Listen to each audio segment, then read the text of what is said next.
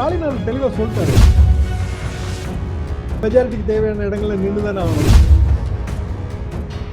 ராகுல் காந்தி வந்து அந்த விஷயத்துல ஸ்டாலின் எதிராக இருக்காரு. இந்தியா கூட்டணிங்கிறது ஒரு பேரளவில் தானங்க இருக்கு. அந்த 10க்கு அவருக்கு ஆஃபர் இருந்ததா இல்லையா? அதிமுகவும் அப்படி இல்லை, திமுகவும் அப்படி இல்லை. தோத்து போட்ட இடத்துல எல்லா கட்சியும் தானே இருக்கு. தாவேகாவோட காங்கிரஸ் போன உடனே களத்தை வந்து அவங்க கரெக்டா செட் பண்றாங்க. காங்கிரஸ் கட்சி மாத்திட்டு இல்லையா, அப்ப விஜய்க்கு அந்த உரிமை இல்லையா? இனிமேல அதீத ஜனநாயகம் அப்படின்னா தேர்தலில் சரிக்கு. தொடர்ந்து அரசியல் படிப்போம், பேசுவோம், விவாதிப்போம். மறக்காம நம்ம சேனல் நியூஸ் ஃபோக்கஸ் தமிழை சப்ஸ்கிரைப் பண்ணி இணைந்திருங்கள்.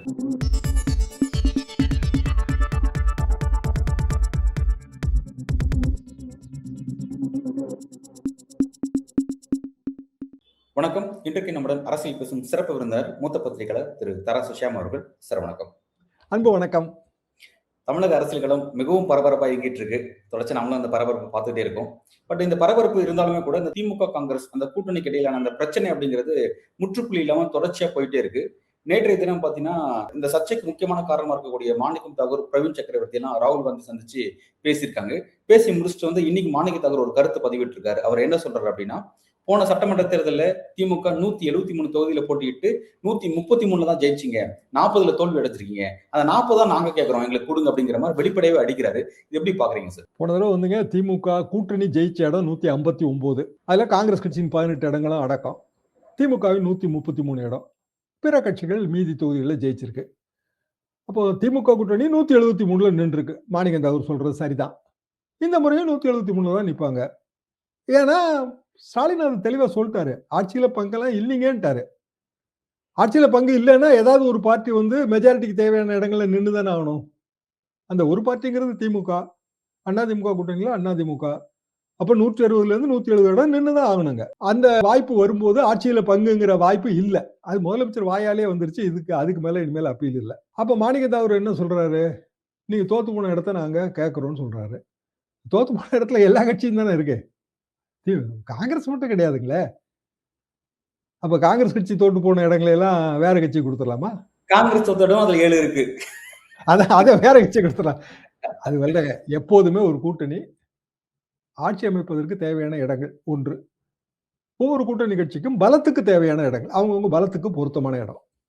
பீகார் 101 101ல நின்னுச்சு நிதிஷ்குமாரும் பிஜேபியும்.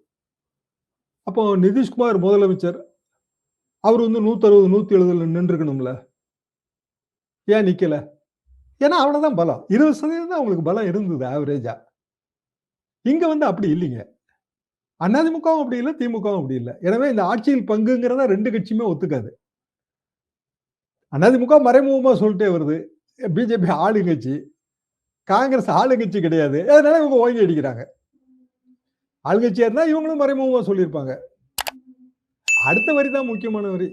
ஆட்சியில் பங்கு எங்க உரிமைன்றாரு. அது உரிமை உங்களுக்கு எங்க செல்லுமோ அங்கதான் நீங்க போனோம், நாங்க உரிமையை தரமாட்டோம்ல. ஸ்டாலின் அவர்கள் பட்டவர்தனமா இந்தியா டுடே நிகழ்ச்சியில் அவர் வந்து தன்னோட கருத்தை சொல்லிட்டாரு. இது வந்து ராகுல் காந்தி நிச்சயமா டிஸ்டர்ப் பண்ணிருக்கும், நம்ம புரிஞ்சுக்க முடியுது. இது ராகுல் காந்தி சொன்ன மெசேஜ் தான், நம்ம அதை எடுத்துக்க வேண்டியதா இருக்கு. அப்போ உடனடியா ராகுல் காந்தியினுடைய ஆதரவாளராக இருக்கக்கூடிய பிரவீன் சக்கரவர்த்தி, மாணிக்க தாகூர் வந்து அவரை மீட் பண்ணிட்டு உடனே இந்த கருத்தை முன்வைக்கிறது அப்படிங்கிறது வந்து இது எப்படி புரிஞ்சுக்கலாம் சார்? இப்போ முடிவு ராகுல் காந்தி வந்து அந்த விஷயத்துல ஸ்டாலின் எதிராக இருக்காரு, இது அப்படிதான் நம்ம புரிஞ்சுக்க வேண்டியது இருக்கா? இப்ப அமைச்சர் ராஜகண்ணப்பன் கருத்தை யாரோட கருத்தா எடுத்துக்குவீங்க? ஸ்டாலின் அவர்கள் கருத்து தான். அப்படின்னா மாணிக்க தாகூர் கருத்தை யாரோட கருத்தா எடுத்துக்குவீங்க? இல்ல, ஏன் எதனால கரெக்ட் நீங்க சொல்றது புரிஞ்சுக்கிறேன். ஏன் சொல்றேன்னா, டெல்லி காங்கிரஸோட நிலைப்பாடு இதுல வேற. இங்க இருக்க மாநில தலைமைகள் சில பேர் வந்து அதீத ஜனநாயகத்துல பேசுறாங்க. அவங்க ரொம்ப அதாவது தனக்கு ஒரு பவர் இருக்குன்ற மாதிரி பேசிட்டு இருக்காங்க. அப்படி ஒரு கருத்தை முன்வைக்கிறாங்க. அதனாலதான் கேட்டேன். இனிமேல அதீத ஜனநாயகம் அப்படின்னா தேர்தலில் சரிப்பட்டு வராது. உங்க ஜனநாயகத்தை நீங்க உங்க கட்சிக்குள்ளேயே வச்சிருக்கதான் சொல்லுவாங்க. ஏங்க இப்பதாங்க அந்த போராட்டம் நடத்தினாங்க, நிறைய ஊர்ல காங்கிரஸ் கட்சியில இருந்து ஒருத்தர் கூட கிடையாதுங்க. அதுல கேட்டு பாருங்க, நீங்க சாதாரண ஊர்கள்ல விருதுநகர்ல கேட்டு பாருங்க, எவ்வளவு பெரிய கூட்டம் காங்கிரஸ் கட்சியில இருந்து வந்துச்சுன்னு கேட்டு பாருங்க. ஒருத்தர் கூட கிடையாது. இடங்கள்ல 1 2 பேரும் வந்திருந்தாங்க. சென்னையில செல்வ பிறந்தையா அவர்லாம் வந்ததுனால அது செய்தியா மாறுச்சு. சின்ன சின்ன ஊர்கள்ல அது செய்தியா மாறுறது இல்லை. பிராக்டிகல் ரியாலிட்டி இவ்வளவுதாங்க இருக்கு. அது அவங்களுக்கும் தெரியும். அதுதான் முதலமைச்சர் வந்து இது காங்கிரஸ் கட்சிக்கும் தெரியும்னு தான் சொல்றாரு. கூடுதலா சொன்னாரா இல்லையா? காங்கிரஸ் கட்சிக்கும் தெரியும்னு. ஏன் சொன்னாரு? அது தெரியுங்க. அவங்களுக்கும் தெரியும். அப்ப ஏன் இவங்க இப்படி சொல்றாங்க? இதுக்கு நோக்கம் என்ன? இதானே சந்தேகம். நோக்கம் என்னன்னா, அவங்க திமுக கூட்டணியை விட்டு வெளியில போணும்னு காங்கிரஸ் கட்சியில சிலர் நினைக்கிறார்கள். அத நான் தவறுன்னு கூட சொல்லலைங்க. காங்கிரஸ் கட்சி தனியாக போட்டியிட்டு, வளர்ந்து, பெரிய அளவுக்கு வளர்ச்சி அடைந்து, ஆட்சியை பிடிக்க வேண்டும். அது தப்புன்னு நம்ம சொல்ல முடியுமா? தாராளமா பிடிங்க. தாராளமா வளர்த்துக்கங்க கட்சிய. வேற கூட்டணிக்கு போங்க. இல்ல தனியாவே நின்னு போட்டி போடுங்க. காங்கிரஸ் கட்சி 2, 3 துண்டா உடையும். உடையறத வச்சுக்கிட்டு நீங்க முயற்சி பண்ணுங்க. இதெல்லாம் உங்க உரிமை. அதுவும் சேர்த்து தான். அந்த உரிமைங்கிறதுக்கு கடமைன்னு ஒண்ணு இருக்குல்லங்க கூட. கடமை இல்லாம நீங்க உரிமையை செயல்படுத்த முடியுமா? உங்க கடமை என்ன? கட்சிய வளர்க்கணும். கட்சிய வளர்த்து பலத்தோட இருந்திருந்தீங்க அப்படின்னா, சுத்தி சுத்தி வந்திருப்பாங்க உங்கள. எல்லா கட்சியும் சுத்தி வந்திருக்கும். ஏங்க விஜய்க்கு 10% ஆதரவு இருக்குன்னு நான் நினைக்கிறேங்க. 20% ஆதரவு இருக்குன்னு நீங்க நினைக்கிறீங்க. 30% ஆதரவு இருக்குன்னு விஜயே நினைக்கிறாரு. ஆனா 10% ஆதரவுக்கு அவருக்கு ஆஃபர் இருந்துச்சா இல்லையா? செங்கோட்டை 42 இருக்குன்னு நினைக்கிறாரு. அதையும் சேர்த்து ரைட்டு. 42 இருக்குன்னு நினைக்கிறாங்க. நான் என்ன கேட்கிறேன், 10% ஆஃபர் மினிமம். அந்த 10க்கு அவருக்கு ஆஃபர் இருந்ததா இல்லையா? தினமலர்ல 70 சீட். விஜய் துணை முதல்வர்னு செய்தி போட்டாங்க. ஒரு 3, 4 மாசத்துக்கு முன்னாடி. கணக்கு தான். அது இப்படி வந்தா ஓகே. எடப்பாடி பழனிசாமியும் விஜய் கூட்டணிக்கு வரணும்னு தானே நினைச்சாரு. பிஜேபி தமிழிசையெல்லாம் தம்பி விஜய் வர்றதாங்க அவருக்கு நல்லதுன்னு சொல்லிட்டு இருந்தாங்களா இல்லையா? இன்னைக்கு வந்து நயினார் என்ன சொல்றாரு? அது திருச்சாவடியில இருந்து விடுபடணுங்க விஜய்ன்னு. அது ரொம்ப விமர்சனத்துக்குள்ளான பேச்சா மாறிடுச்சு கடைசியில. இல்லையா? அப்படி பேசக்கூடாது, தவறு. அப்ப ஆஃபர் இருந்தாலும் வர மறுப்பவர்களும் இருப்பாங்க. ஆனா ஸ்ட்ரென்த்தே இல்லைன்னா ஆஃபர் வராது. இப்ப ஸ்ட்ரென்த்னா என்ன அப்படின்னா கிரவுண்ட் ஸ்ட்ரென்த். எல்லா கட்சிக்கும் தலைமைக்கு ஃபீட்பேக் கீழ இருந்து வருமா வராதா? நம்ம ஃபீட்பேக்லாம் விட்டுருங்கங்க. ஒரு கட்சி எவ்வளவோ கோடி உறுப்பினர்கள் இருப்பாங்க. எவ்வளவோ கிளைக்கழக செயலாளர்கள் இருப்பாங்க. எல்லாரும் ஒரு ஃபீட்பேக் குடுத்துக்கிட்டே தான் இருப்பாங்க. அப்போ ஒட்டுமொத்தமான ஃபீட்பேக் பொதுப்படையான ஃபீட்பேக் என்னவா இருந்திருக்கும்? காங்கிரஸ் கட்சிக்கு இவ்வளவுதாங்க குடுக்க முடியும் அப்படிங்கிற ஃபீட்பேக் தானே இருந்திருக்க முடியும். இல்லன்னா தலைமை மாற்றி முடிவு எடுக்கும். சரி, மத்தியில ஆட்சி. தலைமைக்கும் டெல்லிக்கும் இடையில ஒரு தொடர்பு இருக்கு. வேற வழி இல்ல. டெல்லிக்காக சில சீட் நம்ம குடுத்தான் ஆகணும். அப்படியும் நிலைமை இருந்திருக்குங்க. இப்போ இந்தியா கூட்டணிக்கு திமுக தேவையா? திமுகவுக்கு இந்தியா கூட்டணி தேவையா? இந்திய கூட்டணிக்கு திமுக தேவை. அதுதான். அப்ப இப்போ இந்தியா கூட்டணி எங்கெல்லாம் இல்லன்னு யோசிச்சு பார்ப்போம். கேரளால இல்ல. வெஸ்ட் பெங்கால்ல இல்ல. பீகார்ல தேர்தல் தோல்விக்கு பிறகு இருக்கா இல்லையான்னு எனக்கு தெரியல. ஜார்க்கண்ட்ல ஜேஎம்எம்மும் காங்கிரஸும் மட்டும்தான். இந்தியா கூட்டணிங்கிறது ஒரு பேரளவுல தானங்க இருக்கு. லெட்டர் பேட் கூட்டணி மாதிரிலாம் இருக்கு இப்போ. இன்னைய தேதிக்கு என்னங்க நிலைமை? இன்னைக்கு தேர்தலுக்கு தமிழ்நாட்டுல மட்டும் தான் இருக்குன்னு சொல்லலாம். தேசிய அளவுல அதே இப்போ இவர் சொல்லலைங்க. ஸ்டாலின் சொல்ல மாட்டாரு. விருதுநகர் பழையதுங்க. போன தடவை உள்ள புள்ளி விவரத்தை அனலைஸ் பண்ணும்போது பாத்தீங்கன்னா மதசார்பற்ற முற்போக்கு முன்னணிங்கிற பேர்ல தான் வரும். எஸ்பிஏ பேர்ல தான் வரும். அதுக்கு பிறகு இந்தியா கூட்டணி வந்துச்சுங்க. 2021க்கு பிறகு இந்தியா கூட்டணியில நிதிஷ்குமார் முயற்சி எடுத்து பலரும் முயற்சி எடுத்து வந்தாங்க. முதல்ல விலகி போனது நிதிஷ்குமார் தான். ஏன் விலகி போனாரு இந்தியா கூட்டணி விட்டவரு? ஏன்னா இப்படி குழப்பிட்டே இருந்தாங்க. அப்ப இது எதுக்குங்க டெல்லிக்கு போய் காவடி தூக்கிட்டு கிடக்கணும்? சரி நம்ம ரூட்ட பார்ப்போங்க அப்படின்னு சொல்லி அவர் விலகிட்டாரு. விலகின பிறகு பிஜேபி இதான் சந்தர்ப்பம்னு கூட்டணி வச்சிருச்சு. வெற்றியும் பெற்றாச்சு. இப்ப இந்தியா கூட்டணிங்கிறது உண்மையிலேயே எங்க இருக்கு? சரி, கேரளால யூபிஏ, கேரளால யூடிஎஃப், எல்டிஎஃப் தான். நான் ஒரு வாதத்துக்காக கேட்கிறேன். பாலக்காடு, திருவனந்தபுரம் பார்டர், தமிழ்நாடு ஏரியா பார்டர்ல திமுக கிளைக்கழகங்கள்லாம் வச்சிருக்கு. 5 சீட்டு கேட்டா காங்கிரஸ் கொடுத்துருமா? அது எப்படி கொடுப்பாங்க? 2 சீட்டு, 2 சீட்டு. அப்ப அங்க கொடுக்க மாட்டேங்க, இங்க கொடுக்கணுமா? 52ல ஒன்றுபட்ட மதம் தமிழ்நாடு கிடையாது. காங்கிரஸ் கட்சி மெஜாரிட்டி இல்ல. ராஜாஜி முதலமைச்சர். ராஜாஜி வந்து கூட்டணி கட்சிகளுக்கு ஆட்சியில பங்கு கொடுத்தாரா? இல்ல. நீங்க காங்கிரஸ்ல இணைஞ்சுக்கங்கன்னு தான் சொன்னாரு அவரு. கடைசியில வந்து காமன்வெல்த் பார்ட்டி, உழவர் உழைப்பாளர் கட்சி எல்லாம் காங்கிரஸ்ல அப்படியே கரைஞ்சது. அது பிறகு கட்சி என்னாச்சு? கட்சியே இல்லாம போயிடுச்சு. அதுக்கெல்லாம் பிறகு ரொம்ப காலத்துக்கு பிறகு தாங்க பாமக வந்துச்சு வன்னியர்களுக்காக. அந்த மேடைகள் எல்லாம் இதெல்லாம் பேசுவாங்க. ஒரு சில பதவிக்கு ஆசைப்பட்டு கட்சிகளை வந்து தேசிய இயக்கத்தோடு இணைஞ்சதால தான் நம்ம இந்த நிலைமைக்கு இருக்கோம்லாம் பேசுவாங்க. அப்போ ஒரு கட்சி ஒரு மாநிலத்துல ஸ்ட்ராங்கா இருக்கும்போது ஆட்சியில பங்கு தரமாட்டாங்க. அவ்வளவுதான். ரொம்ப சிம்பிள் தான் அது. ஏன்னா நீங்க வளர்றதுக்கு நாங்க பங்கு தரணுமாங்கிற கேள்வி இருக்குல்ல. Correct sir. ஆட்சி அதிகாரத்தில் பங்கு இல்ல அப்படிங்கறத கிளியர் கட்டா சொல்லிட்டாங்க.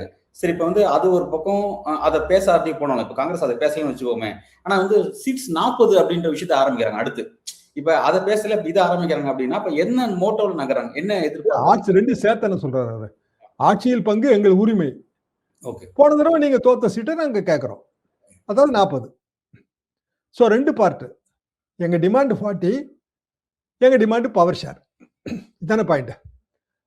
40 கேட்கலாங்க, 100 கூட கேட்கலாம். கொடுக்கறதுங்கிறது நெகோசியேஷன் படி. அதுக்கு தானே அவங்க 22ஆம் தேதி குழுன்றாங்க. எல்லா கட்சியும் சேர்த்து வச்சு தானே பேசுவாங்க.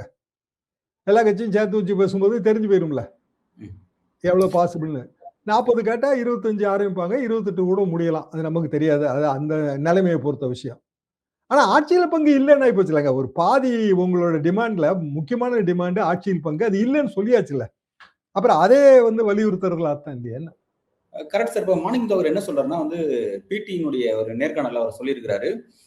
தொகுதி பங்கீடு அன்னைக்கு வந்து காங்கிரஸோட நிலைப்படன்றது அன்னைக்கு தெரியும். அன்னைக்கு நாங்க எங்களோட விஷயத்தை காட்ட போறோம் அப்படின்னு சொல்றாங்க. அப்ப அப்படின்னா வேற ஒரு முடிவோ வச்சுட்டாங்களா? அன்னைக்கு வந்து ஒரு டிசிஷன் அறிவிக்க போறாங்களா? என்ன மூணுக்கு காங்கிரஸ் நகராங்க சார்? இதுல யாரு பெரிதும் பாதிக்கப்படுவார்கள்? தொகுதி பங்கீடு அன்னைக்கு தான் முடிவுன்னு வச்சுங்க. காங்கிரஸ் பாதிக்கப்படுங்கிறது நம்ம பார்வை. தாவேகாவும் பாதிக்கப்படும். ஓகே. என்ன காரணம்னு சொல்றாங்க. இப்ப காங்கிரஸ் திமுக கூட்டணி இல்லைன்னு வச்சுக்கிடுவோம். அரசியல் தானே, எப்படி வேணாலும் நீங்க வச்சுக்கிடலாம். மாறிக்கிட்டே இருக்கிறதா அரசியலோட சுவாபம். அப்படின்னா காங்கிரஸ் தனியா போட்டி போடாது இல்லை 234லயும். தாவேகாவும் தனியா போட்டி போடாதுங்க 234லயும். அப்ப தாவேகாவோட கூட்டணிக்கு போகணும் அவங்க. ஏன்னா பாஜகவுக்கு வாய்ப்பு இல்லை, மற்றவங்களுக்கு எல்லாம் வாய்ப்பு இல்லைன்னு ஆயிப்போச்சு. அப்போ தாவேகாவோட காங்கிரஸ் போன உடனே தாவேகால என்னென்ன ரியாக்ஷன்ஸ் வரும் யோசிச்சு பாருங்க. விஜய் ரசிகர் மன்றம் இப்பவும் சொல்றாங்க, நாங்க வந்து முதல் படத்துல இருந்தே விஜய்க்காக இவ்வளவு செலவு பண்ணியிருக்கோம், இவ்வளவு வேலை பார்த்துருக்கோம். அவர் அரசியலுக்கு வருவாருன்னா அப்ப நாங்க நினைக்கல. இப்ப அரசியலுக்கு வந்த பிறகு எங்களுக்கு ஒரு எதிர்காலம் வரும்னு நினைக்கும் போது பார்த்தா எல்லா கட்சியில இருந்து ஆள் வந்து சேர்றாங்க. அப்ப எங்களுக்கு என்ன எதிர்காலம் இருக்கு? அவங்க சொல்றதுதான், தாவேகா நண்பர்கள் சொல்றதுதான். அதாவது தாவேகாவுக்கு 234 தொகுதியிலும் கேண்டிடேட் போற அளவுக்கு அவங்களுக்கு ஸ்ட்ராங்கா இல்ல அப்படின்ற ஒரு விஷயமும் பல கேண்டிடேட் போடுறது வேற, கேண்டிடேட் நிக்கிறது வேற. நான் நிக்கிறேங்க. சரி, எனக்கு ஒரு டீலர் இருந்தாருங்க. அவர் வந்து விளாத்திகுளத்துல ஒரு டீலர். அது நான் அக்ரானமிஸ்டா இருந்தப்ப அவரு உரக்கடை. எல்லா தேர்தலையும் போட்டி போடுவார் அவர். ஒரு பிரச்சாரம் எதுக்குமே போக மாட்டாரு. ஒன்றும் பெரிய ஓட்டுலாம் வராதுங்க. அவரே ஓட்டு போடுவாருன்னு கூட எனக்கு சந்தேகமா இருக்கும். எதுக்குங்க எல்லா தேர்தலையும் போட்டி போடுறீங்கன்னு கேட்பேன். தம்பி, நம்ம கடை வீதியில கடை வச்சிருக்கோம், பஜார்ல கடை வச்சிருக்கோம். தேர்தலில் போட்டி போடலைன்னா எல்லா கட்சிக்காரனும் வந்து நமக்கு டொனேஷன் கேட்பான். அது ஒரு ப்ராப்ளம். போட்டி போட்டேன்னா ஏப்பா நானே வேட்பாளர், நீ தான் எனக்கு டொனேஷன் கொடுக்கணும்னு நான் சொல்லிடுவேன். இது 2வது அனுகூலம். 3வது அனுகூலம், அரசு அதிகாரிகளை போய் பார்க்கும்போது நான் விளாத்திகுளம் எக்ஸ் கேண்டிடேட்னு சொல்லுவேன். அப்படியா, வாங்க, நம்ம எவ்வளவு ஓட்டு வாங்கணும்னு அவனுக்கு தெரியாது தம்பி, வாங்க வாங்க உட்காருங்கம்பாங்க. ஏதோ நம்ம கேட்கறதுல 10 காரியத்துல 2 காரியம் 3 காரியம் முடியும். இது பலருக்கும் இது நோக்கங்க. தாவேகா கேண்டிடேட் போடணும்னு இல்ல, தாவேகா சார்பா விசில் சின்னத்துல நான் நிக்கிறேங்க. நான் மாடசாமி, நான் நிக்கிறேன், விளாத்திகுளத்திலே நிக்கிறேன். எனக்கு ஏதோ ஒரு ஓட்டு வரும். செலவெல்லாம் நான் பண்ண போறதே இல்லை. ஓட்டு வரும். எங்க கையில என்ன சக்தியோ அதுக்கு செலவு பண்றேன். ஆனா எனக்கு அடுத்த 5 வருஷத்துக்கு என்ன கிரெடிட் இருக்கு? தாவேகாவோட வேட்பாளருங்க இவரு. அடுத்த தேர்தலில் ஜெயிச்சாலும் ஜெயிச்சிருவாரு. வருமா வராதா அந்த இமேஜ்? அப்ப நான் இவ்வளவு நாள் வேலை பார்த்துட்டு இன்னொருத்தனுக்கு அந்த இமேஜ் கொடுக்க நான் ஏன் பாடுபடணும்? அவன் என்னையோட அரசியல் சீனியரா கூட இருப்பான், செலவும் பண்ணுவான். அப்புறம் அவன் போயிருவாங்க. அதுல யாருமே அதை ஒத்துக்கிறது இல்லை. அப்போ அப்ப விஜய் அவர்கள் வந்து ஃபர்ஸ்ட் அவரோட அரசியல் மாநாட்டில இந்த ஆஃபரை கொடுத்தாரு. அவர் இதையும் யோசிச்சிருக்கணும்ல. காலங்காலமா நம்மள நம்பி நம்ம அரசியல் வரும்னு சொல்லி எதிர்பார்த்தவங்க நிறைய பேர் இருந்திருப்பாங்க. இப்ப அதையும் யோசிச்சு பார்த்தா, அந்த கணக்குல போட்டு பார்த்தா அவர் அதை சொல்லணும். இப்ப இந்த இடத்துக்கு வந்து திரும்ப திரும்ப என்டர்டெயின் பண்ணிட்டே இருக்காரு. நேற்றைக்கு கூட அவர் பேசும்பொழுது வந்து ஆட்சி அதிகாரத்தில் பங்கு அப்படிங்கிறது நம்ம கொளுத்தி போட்டது, அது எல்லா இடத்துலயும் வெடிக்குதுன்றாரு. அப்ப அதை வரவேற்க தயாரா இருக்காங்க. இந்த மாதிரி அது மூலமா வெடிச்சு யாராவது வந்தாங்கன்னா அதை வரவேற்க தயாரா இருக்காங்கன்னு நம்ம புரிஞ்சுக்கிறோம். இப்ப அது வரவேற்க தயாரா இருக்காங்களா, வெடிக்கிறதுக்கு மட்டும் தயாரா இருக்காங்களா, அதை யோசிச்சு பாருங்க. ஏங்க நான் இருக்கேங்க, பாம் தானே அவர் சொல்றாரு. பாம் வெடிச்சா என்ன ஏற்படும்? சேதம் தானங்க ஏற்படும். அதுல எப்படி உருப்படியா ஏதாவது எப்படி விளையும்? It's a political bomb, I agree. வெடிக்கும், சேதாரம் ஏற்படும். பாம் வச்சவன் வந்து பாம் சைட்ல நிப்பானா இல்ல தள்ளி போயிடுவானா? இல்ல கேளுங்க, சொல்லுங்க. இல்ல அப்ப நான் ஒரு இப்படி கேட்கணும் சார். சப்போஸ் அவர் கொளுத்தி போட்ட பாம்பு வெடிச்சு காங்கிரஸ் வெளியே வராங்கன்னு வச்சுக்கோங்க. காங்கிரஸ் வெளியே வந்தா தாவேக்கா ஏத்துக்காது, விஜய் ஏத்துக்க மாட்டாரு அப்படின்றது நீங்க பாக்குறீங்களா சார்? ஏத்துக்க மாட்டாரா?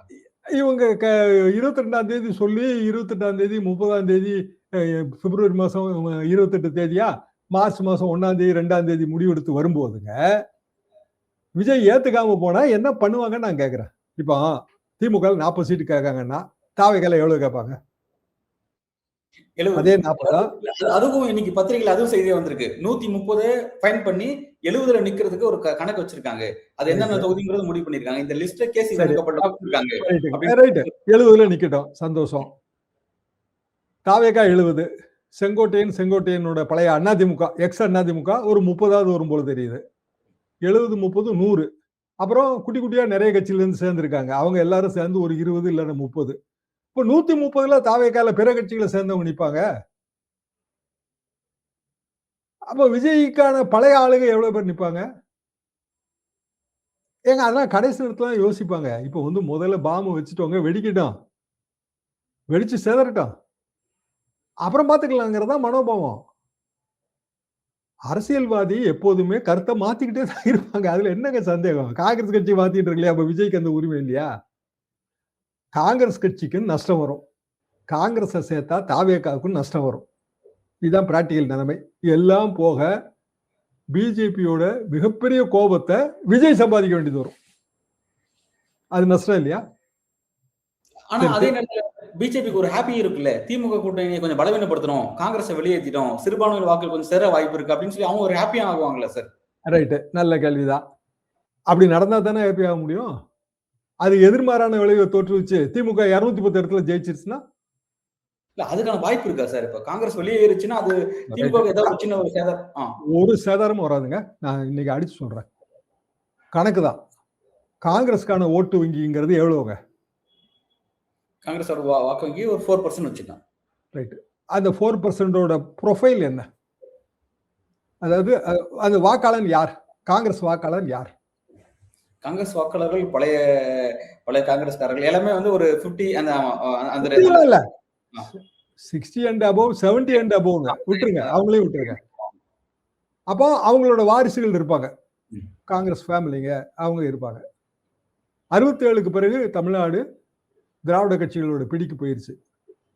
இப்போ ஒரு கிராமத்துல வாரிசுகள்னு இருந்தா திமுக வாரிசுகள், அதிமுக வாரிசுகள், அவ்வளவுதானே. காங்கிரஸ் கட்சியை விட அந்த காலகட்டத்தில் எங்களோட ஸ்கூல் டேஸ்ல கம்யூனிஸ்ட் கட்சிகள் செல்வாக்கு அதிகங்க. நான் குறிப்பிட்ட 52 உதாரணத்திலேயே ஏன் காங்கிரஸ் கட்சிக்கு மெஜாரிட்டி கிடைக்கலன்னா கம்யூனிஸ்ட் கட்சிகள் பெரிய இடங்கள்ல ஜெயிச்சுட்டாங்க. அப்போ பெரிய பெரிய மாவட்டங்கள் எல்லாம் கம்யூனிஸ்ட் கட்சிங்க செல்வாக்கோட இருந்தது. காலப்போக்கில் கம்யூனிஸ்ட் கட்சிக்கு இங்க செல்வாக்கே இல்லை. பக்கத்து மாநிலம் கேரளால செல்வாக்கு இருக்கு, இங்க செல்வாக்கே இல்லை. என்ன காரணம்னா கூட்டணி முயற்சிகள் தான் காரணம். அதுல ஒன்றும் மாற்றுக்கிறது இல்லை. விஜயகாந்த் செல்வாக்கு தேஞ்சது காரணம்னா கூட்டணி முயற்சி தான் காரணம். கூட்டணிக்கு நம்ம கொடுக்குற களப்பலி அதுதான் எப்போதுமே. அது வெற்றிக்கு கொடுக்குற களப்பலி. இப்போ காங்கிரஸ் கட்சி 67ல இருந்து இன்னைய வரைக்கும் கிட்டத்தட்ட 60 வருஷம் கீழே எந்த வேலையுமே பார்க்கல. கட்சி தேஞ்சு கட்டெரும்பா போச்சு, ஆளும் கிடையாது, கொஞ்சம் தலைவர்கள் இருக்காங்க, பழைய புகழ் இருக்கும். நாங்க சுதந்திரத்துக்காக போராடணும், சுதந்திரத்துக்காக போராடினதே இப்ப யாருக்கு ஞாபகம் இருக்குன்னு கேக்குறேன். இல்லைங்க. இன்னொரு வாதம் என்ன வைக்கிறாங்க, மைனாரிட்டி எல்லாம் எங்களுக்கு ஆதரவு. எங்கெங்க மைனாரிட்டில உங்களுக்கு ஆதரவு? இப்போ ஒரு இஸ்லாமிய வாக்காளர் இருக்காரு, அவர் தொகுதியில வந்து அதிமுக சார்பா பிஜேபி நிக்குது, தாவேகா சார்பா காங்கிரஸ் நிக்குது. திமுக உதயசூரியன்ல நிக்குது. யார் கொண்டு போடுவாரு? பிஜேபி தோக்கடிக்கணும் தான் கொண்டு போடுவாரு. இயல்பாகவே அது இல்ல. என்னன்னா களம் மாறி இருக்கு. அதுதான் திருப்பி திருப்பி ஸ்டாலின் வந்து கரெக்ட்டா எப்படி நிலைநிறுத்துறாருன்னா, டெல்லி வெர்சஸ் தமிழ்நாடு, பிஜேபி வரக்கூடாது அப்படின்னு கொண்டு வர்றாரு. ஓகே. தேர்தல்ல நம்ம டெல்லி வெர்சஸ் தமிழ்நாடுன்னு சொல்ல வேண்டிய அவசியம் இல்லல்ல. சட்டப்பட தேர்தல் சொல்ல தேவையில்ல. சொல்றாரு. தேவையில்லைல்ல. ஏன் சொல்றாருன்னா, பிஜேபிக்கு எதிர்ப்பு ஓட்டு வங்கி இவ்வளவு இருக்கு. அது வந்து வேற யாருக்கும் போயிடக்கூடாது. அதாவது தாவேக்காக போயிடக்கூடாது. அதிமுக போகாது. எல்லாம் வந்து கூட்டணியில இருக்காங்க. சோ களத்தை வந்து அவங்க கரெக்டா செட் பண்றாங்க. அப்ப காங்கிரஸ் ஓட்டு அது போயிடுச்சுன்னா நமக்கு என்னென்ன லாஸ் ஏற்படும்? திமுக நினைக்காம இருக்குமா இந்த கணக்க? நிச்சயமா ஒரு ஆப்ஷன் பி இருக்கும் அவங்ககிட்ட. ஆப்ஷன் பி எல்லாம் ஏற்கனவே போட்டு வச்சிருப்பாங்கங்க. இவங்க தான் 3 மாசமா வந்து போர்க்கொடி உயர்த்திக்கிட்டே இருக்காங்களே. ஏங்க போர்னு 3 மாசமா கூவிட்டீங்கன்னா, இன்னொரு நாடு போருக்கான ஏற்பாடு செய்யாம சும்மாவே இருக்குமா? அதெல்லாம் போர் தொடுக்க மாட்டாங்க. இவங்கெல்லாம் ரொம்ப நல்லவங்க. அதுக்கெல்லாம் வரமாட்டாங்க. சண்டைக்கெல்லாம் வரமாட்டாங்க. நாங்க ராகுல் காந்திகிட்டே பேசிட்டோம். அதான் கடைசி நேரத்துல எல்லாரும் வந்துருவாங்க. அப்படின்னு பேசாம இருப்பாங்களா? அவங்க பக்காவா பிளான் பண்ணி மொத்தத்துல 5000 ரூபாய டிரான்ஸ்பர் பண்றதுக்கு ராத்திரியோட ராத்திரியா டிசைட் பண்ணி காலையில எந்த அதிகாரிக்கும் தெரியாம விஷயமே வெளியில லீக் ஆகாம பணத்தை டிரான்ஸ்பர் பண்ணிட்டு முதலமைச்சர் வீடியோ போடுறாரு. அவ்வளவு காபந்து பண்ணி கேர்ஃபுல்லா டீல் பண்றாங்க. அப்ப அதுக்கு காரணமும் சொல்றாங்க. காரணம் காங்கிரஸுக்கு முதல்ல அது புரிஞ்சுதா? 5000 ரூபாய் நேத்து ரிலீஸ் பண்ணதுல காங்கிரஸ் கட்சிக்கு இஸ்லாமிய, கிறிஸ்தவ மற்றும் காங்கிரஸோட பழைய ஓட்டு வங்கி ஆதரவு கூடி இருக்குமா குறைஞ்சிருக்குமா? நிச்சயமா கூடி இருக்கும். அப்ப மிக இயல்பாக திமுக தேர்தல் மோடுக்கு போய் எத்தனையோ மாசம் ஆயிருச்சு. தேர்தல் மிஷினரி ஆக்டிவேட் பண்ணி 22ஆம் தேதி பங்கீடு பேச்சுவார்த்தை நடைபெறும்னு சொல்ற அந்த அறிக்கையில ஒரு 3 லைன்ல தாங்க இதை சொல்றாங்க. அதாவது அவங்க கூட்டணி பங்கீட்டு குழு பத்தி பெருசாவே நினைக்கல. மத்ததெல்லாம் என்ன சொல்றாங்கன்னா, நாங்க என்னென்ன வேலையெல்லாம் பார்த்தோம், இப்படி எல்லாம் வந்து எஸ்ஐஆருக்கு வேலை பார்த்தோம். ஒரு பெரிய பட்டியல். மறைமுகமா என்ன சொல்றாங்க, இதுல எதுலையுமே நீங்க வரவே இல்லைன்னு சொல்றாங்க இல்லையா? எதுலையுமே காங்கிரஸ் கட்சியோட எந்த பங்களிப்பும் கிடையாதுங்க. அனைவருக்கும் தெரிஞ்சதுதான். அதுக்காக நான் சொல்ல வரேன். அப்போ காங்கிரஸ் கட்சிக்கு எவ்வளவு இடம் தர முடியும்? திமுக வந்து அந்த பழைய லெவல்ல தான் இருக்கும். குறைமே தவிர கூடாது. ஏன்னா புதுசா கட்சி வருது. மக்கள் நீதி மையத்துக்கு 2 இடம் 3 இடம் கொடுக்கணும். நல்லது சார். அடுத்த டைமென்ஷன்ஸ் தமிழக அரசியல் எப்படி நகருதுங்கிறத பொறுத்திருந்து பார்க்கலாம் சார். உங்க வருகைக்கும் கருத்துக்கும் மிக்க நன்றி.